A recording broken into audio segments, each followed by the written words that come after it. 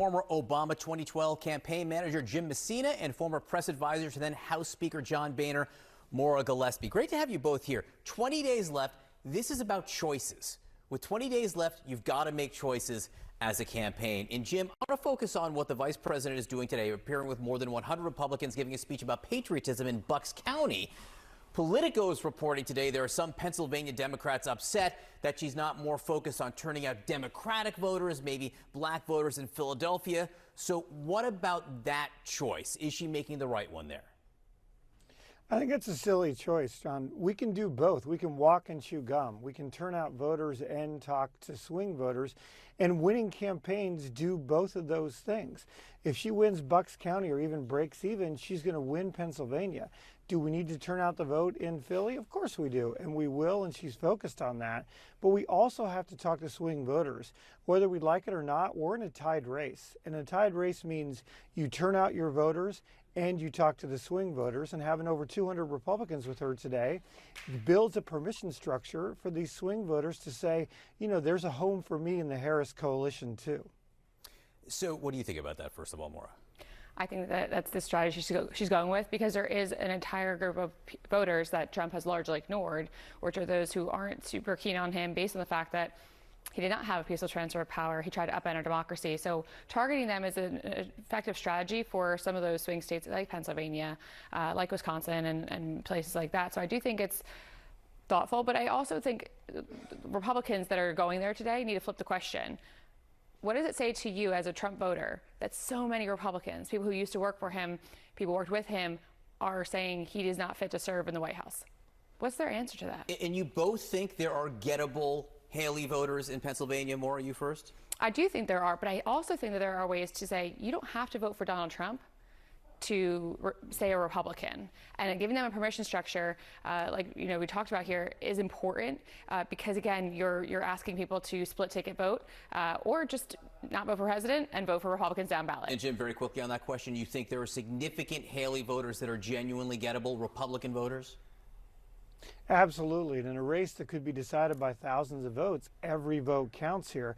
And there's absolutely voters who are sitting there trying to make their decision exactly like Maura says. All right, about choices. One of the things Donald Trump is doing differently than certainly 2016, people forget this, but in the final couple weeks before Election Day, his campaign kind of put him in a box. He was started giving teleprompter speeches. Kellyanne Conway worked to sort of control him. That doesn't seem to be happening this time. He's talking about the enemy from within. He's, yelling at a Bloomberg economics reporter during an interview there. How much of an impact, Maura, might that have? So he's going back to the 2016 playbook, and well, it's not the 2016 playbook though, because he's not. It doesn't seem to me that he's trying to control or focus his message. I don't think he is at all, but I also think that was a blip on the radar of him trying to control himself, which we saw a little bit here in this campaign. There were moments where he was on the teleprompter trying to read his speeches as his team wanted him to. But time and time again, Donald Trump is out for number one. And that's just himself. He truly is going to do whatever it is that he feels will get that current audience giving him, cheers. And he got some yesterday at the Economic Forum with Bloomberg. He got some cheers, and the, host there got some boos. Like that's where he thrives. He loves that. It doesn't matter the fact that what he's saying is nonsensical. He likes to have that adoration. And do you think, Jim, that will have an impact? Because the Harris campaign, I think, clearly does, and we'll talk about the choice they're making with this in a second. But from the Trump standpoint, do you think his campaign would care to have him reined in more? Oh my gosh, yes. As a former presidential campaign manager, I can tell you his campaign team is probably throwing their desks out the window every time he goes off script and talks about January 6th. We just had a 2022 election where almost every January 6th offender lost their election, and now we're sitting less than 3 weeks out and he's steering the conversation back to it. On the same day Kamala Harris is giving a speech on the Constitution. That's just a disaster for the Harris campaign. Well, look, it may be the Harris campaign is giving the speech on patriotism because of what Donald Trump has been saying, which does get to this question. And I know, Jim, you don't think there are choices. You could do both. But generally speaking, you get one or two sound bites a day from a campaign that make newspaper headlines and get played the next day. Harris today giving this speech, which I think will be about Trump. Do you feel they're making a choice to talk more about Trump than they are about themselves, more about Harris? Look, every single day we're now in early voting period and voters are voting. And giving them information about Donald Trump is part of the choice. They run a largely positive campaign, kind of building in her narrative. And now it's time to drive the choice in this election. And the choice is going back to the failed policies of Donald Trump. And that's what you're going to hear the Harris campaign say every day for the next 3 weeks. Instead of, Maura, you think, the Joy campaign she was trying to run, instead of focusing on proposals from her and her campaign? I do think you're going to hear more about Trump because the reality is that the polls are showing that it's very, very close.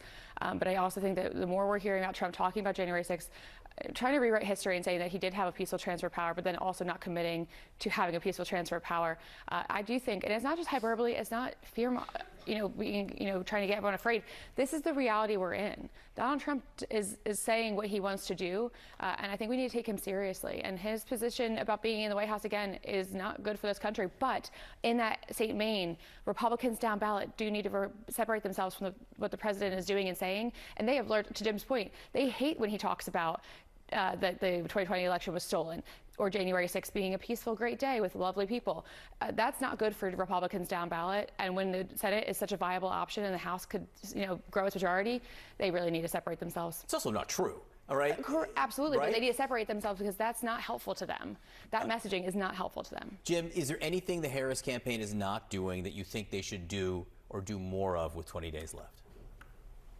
No, I think they're running a very disciplined campaign. I think one of the big things we've learned is Kamala Harris is ready for this moment. She has a campaign built around this question you asked me. Can you turn out voters and can you persuade voters? That's what you have to do to win a presidential election.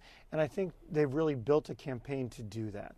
You need to do both, but getting the proportions right sometimes can make all the difference. Jim Messina, Maura Gillespie, thanks to both of you. I appreciate it.